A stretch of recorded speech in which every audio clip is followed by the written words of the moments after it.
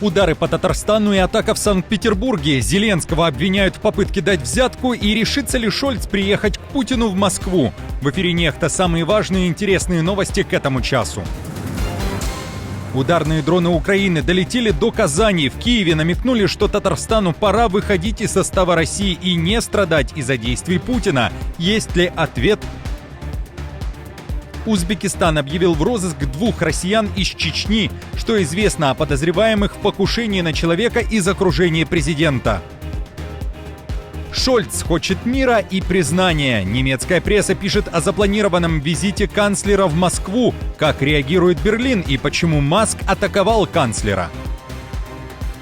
Друзья, всем привет! Буду рад вашему лайку, подписке и репосту. Вы прекрасно знаете, что для нас это очень важно. Также оставляйте свои комментарии. И спасибо вам за обратную связь. Об актуальных и важных событиях прямо сейчас начинаем. Украинские БПЛА атаковали Казань. Беспилотники с легкостью преодолели более 1000 километров в российском небе. Они не были сбиты ни ПВО, не были подавлены РЭП, и лишь над самим городом по ним начали бить из стрелкового оружия.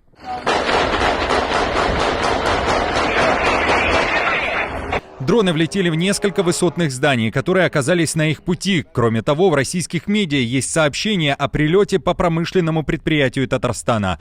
В Украинском центре противодействия дезинформации при Совете нацбезопасности тем временем сообщают, какой же объект мог стать целью БПЛА. Напомню, что в этом городе находится Казанский пороховой завод, одно из ключевых предприятий российского военно-промышленного комплекса. Завод специализируется на производстве взрывчатых веществ, ракетных топлив и других компонентов, критически важных для российской армии. Он выполняет функцию обеспечения вооруженных сил России боеприпасами и материалами, необходимыми для изготовления ракет различных классов и назначения, включая ракеты «Калибр», «Искандер» и другие. К тому же в Киеве вспомнили недавние слова Путина, сказанные им во время прямой линии. Он, в частности, хотел, цитата, «движухи». В Украине намекнули, что желание исполнили. В субботу днем из-за атаки дронов в Татарстане ввели режим чрезвычайной ситуации для органов власти и МЧС. Известно, что в режим повышенной готовности были переведены больницы Казани. Также днем в городе были слышны мощные взрывы. Местные власти заявили, что это лишь испытание на пороховом заводе. Какие тут гуляния в пизду, смотри, что творится. Кроме того, в Киеве предложили Татарстану подумать о независимости. Напомню, представители российской оппозиции ранее заявляли, что России будущего нужен новый федеративный договор, который должен предусматривать право выхода из состава России. А как вы считаете, какие из нынешних субъектов РФ заявили бы о желании стать независимыми и самостоятельными? Что осталось бы от России? Поделитесь своим мнением под этим видео. Санкт-Петербург тоже наслышан об атаке, правда, без использования БПЛА. Речь идет об ударе коктейлем Молотова. Накануне 20-летний футболист бросил зажигательную смесь просто в здание военного комиссариата. Военкомат. Судя по видео с камер наблюдения, с первой попытки выразить свой пламенный протест молодому человеку не удалось. Но он был настойчив и все же повторил попытку поджечь здание, в котором хранится вся информация об участниках так называемой СВО и военнообязанных. Известно, что огонь распространился лишь на площадь в 1 квадратный метр и был потушен сотрудниками военкомата. Тем не менее, события в РФ назвали терактом, а подозреваемому теперь грозит до 20 лет лишения свободы. Телефонного разговора было мало. Шольц собирается приехать к Путину в Москву. Об этом пишет немецкое издание «Шпигель», и эту информацию теперь активно обсуждают как в Германии, так и за ее пределами. Авторы публикации пишут, что такой деликатной информацией о предстоящей поездке Шольца в Россию в ближайшие дни с ними поделился представитель Христианско-демократического союза. Один его старый знакомый со своей компанией является членом Восточного комитета немецкой экономики, который десятилетиями поддерживал тесные контакты с Кремлем. И там, в Восточном комитете, абсолютно уверены, что канцлер в ближайшие дни отправится в Москву с миссией мира. Шольц, согласно данным издания, хочет таким образом и об Украине поговорить, и возможные баллы себе заработать на фоне политического кризиса в Германии и в преддверии парламентских выборов. Тем временем на официальных страницах Шольца нет никакой информации, ни подтверждающей, ни опровергающей эту публикацию Шпигеля. Однако в медиа уже появились первые сообщения, что информация о поездке Шольца к Путину через месяц после их телефонного разговора лишь вымысел. А как вы считаете, может ли такой визит состояться и когда? Напишите, пожалуйста, об этом в комментариях. Илон Маск назвал канцлера Германии Шольца некомпетентным дураком. Такая запись Маска, который уже скоро возглавит Департамент эффективности правительства США, появилась на платформе X, буквально через несколько часов после того, как накануне в немецком Магдебурге произошел теракт. Шольц должен немедленно подать в отставку. Некомпетентный дурак. В пятницу, 20 декабря, напомню, автомобиль, которым управлял врач-психиатр, уроженец Саудовской Аравии, влетел в толпу на рождественской ярмарке в центре города. Данные о количестве пострадавших и погибших часто меняются. На момент записи выпуска известно, что жертвами наезда стали как минимум 4 человека. Еще более 200 получили ранения. Преступник арестован. Это 50-летний мужчина из Саудовской Аравии, который впервые объехал в Германию в 2006 году. У него было разрешение на поселение и, следовательно, постоянный вид на жительство. И в последний раз он работал врачом в Бернбурге. Согласно данным, которые у нас есть, он действовал в одиночку. Информации о других преступниках нет. В западной прессе появляется информация, что водитель, который решил устроить такую черную пятницу в истории Магдебурга, симпатизировал ультраправой партии «Альтернатива для Германии». Илон Маск, в свою очередь, накануне также заявил в своих соцсетях, что именно эта партия может спасти страну. В Берлине такие действия американца назвали атакой на немецкую демократию. В партии Шольца заявили, что каждого демократа должно беспокоить, если Путин и Маск одновременно вмешиваются в избирательную кампанию Германии.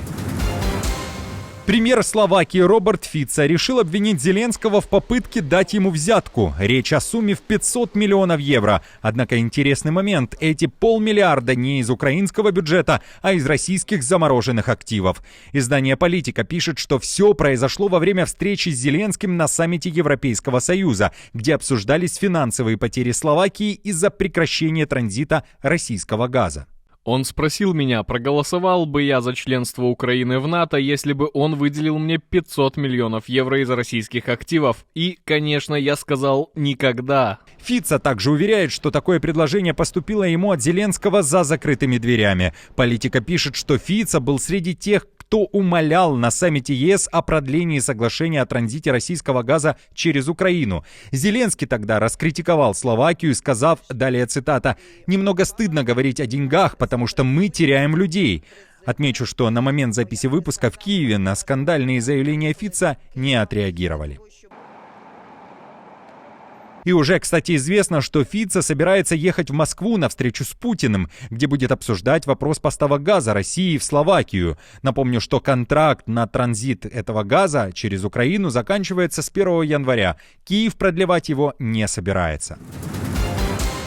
ЕС импортировал рекордное количество российского сжиженного газа в 2024 году. Несмотря на все попытки сократить поставки из России, Евросоюз к середине декабря получил уже 16,5 миллионов тонн СПГ. И это превышает прошлогодний объем практически на миллион. О невероятных масштабах и оборотах пишет Financial Times. В публикации говорится, что ЕС еще в 2022 году поставил перед собой цель прекратить импорт любых видов российского топлива к 2027 году.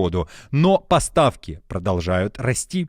Но, как показывают данные отслеживания судов, в этом году на российские СПГ пришлось 20% от общего объема импорта топлива для морских перевозок в ЕС, по сравнению с 15% в прошлом году. Не весь российский сжиженный природный газ, поставляемый в Европу, потребляется в регионе, часть его перегружается и отправляется в другие регионы мира. А что вы думаете о таком уровне сотрудничества? Поделитесь своими мыслями в комментариях. В Узбекистане объявлены в розыск 2 гражданина России, уроженцы Чечни, которые подозреваются в попытке убить бывшего замглавы администрации президента. Детальная информация о Беслане Расаеве и Шамиле Тимирханове появилась на сайте Интерпола.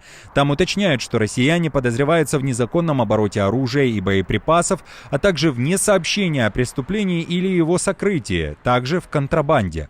Радио Азадлик пишет, что россияне согласились совершить покушение на бывшего главу Департамента информационной политики администрации президента Узбекистана Камила Аламжонова за $1,5 миллиона. Напомню, что нападение на Аламжонова произошло в октябре, за день до парламентских выборов в стране и примерно через месяц после его отставки из АП. Лукашенко вне закона. В Таллине в очередной раз дают понять, что не собираются признавать результаты так называемых выборов президента, которые пройдут в Беларуси уже в январе 2025 года. В МИД Эстонии заявили, что Запад должен усилить санкции против режима Лукашенко для того, чтобы самопровозглашенный президент понял, далее цитата, что продавать свою страну и народ России недопустимо. Мы не считаем, что в январе в Беларуси пройдут выборы. Если режим объявит, что выборы состоялись, мы, очевидно, поможем другим увидеть, что это фарс. Президентские выборы, которые должны состояться в январе 2025 года, организованы в атмосфере террора и не могут соответствовать демократическим нормам. Мега-битва и мега-события в мире бокса. Александр Усик на одном ринге с британцем Тайсоном Фьюри. На кону коллекция чемпионских поясов в супертяжелом весе. Букмекеры считают Александра Усика фаворитом. Бой при этом вряд ли завершится нокаутом. Украинец, скорее всего, победит по очкам и может получить $114 миллионов, а Фьюри — 76. Интересный факт: впервые в истории за боем будет следить и судить искусственный интеллект. Напишите, кого вы видите победителем. Друзья, на этом все. Не забудьте оставить свой лайк и комментарий. Мы же с командой продолжаем следить за самыми важными новостями. Оперативную информацию от Нехта ищите, как всегда, в наших телеграм-каналах или на платформе X. Спасибо вам за доверие и то, что остаетесь с нами. До новых встреч и хороших вам новостей.